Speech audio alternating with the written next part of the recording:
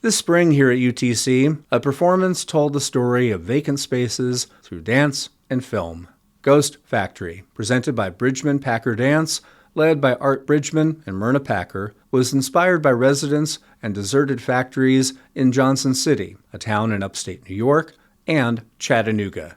Dakota Robinson, a student in UTC's Department of Communication and an intern here at WUTC, saw Ghost Factory at the Roland Concert Hall in the Fine Arts Center.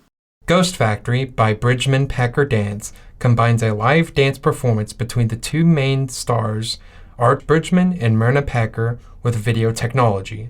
Myrna talked about Ghost Factory the day before it was performed at the Fine Arts Center here at the University of Tennessee at Chattanooga. We're dancing live on stage, melding with projections. The projections are often of ourselves and often life-size, so we can multiply on stage. And we do a lot of play with what is reality and what is image. Inspired by the residents in vast deserted factories of Johnson City, New York, Ghost Factory evokes a semblance of humanity even in the more abandoned places, featuring remnants of a past era using modern tech to bring a sense of life to what is long gone. When we performed in that town in 2018, we saw all of these large deserted factories, and we started asking questions about the history of the town and what had happened here, when did all the factories close. The factories in the area belong to the Endicott Johnson Shoe Company. We interviewed over 30 people from the town. So we were particularly interested in people's individual stories of those who had worked in the factories, whose parents or grandparents had worked in the factories, and then those who had grown up when it was a post-industrial town. She says their voices are part of the soundtrack of Ghost Factory. It's little fragments of their story, and sometimes it's layered as a sound collage. So we also wanted to give more weight to their actual oral histories. So in addition to the stage work Ghost Factory, we created an audiovisual installation that goes in the lobby of each theater, which tells more of their linear oral histories. Myrna says whenever she and Art Bridgman perform Ghost Factory,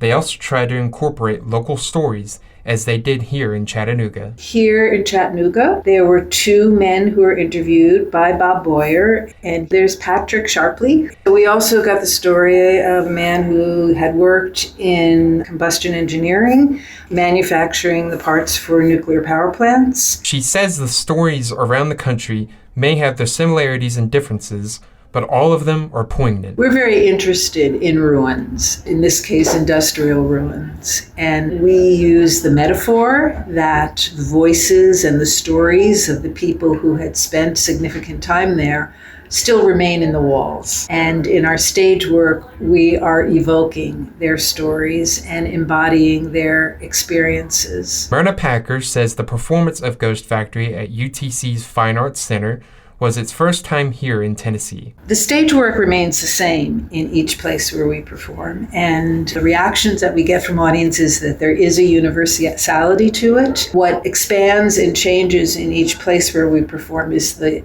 lobby installation, because we always include stories, the original stories from Johnson City, and then local stories. It's just quite wonderful for us to be able to travel and share our work. I'm Dakota Robinson for Scenic Roots.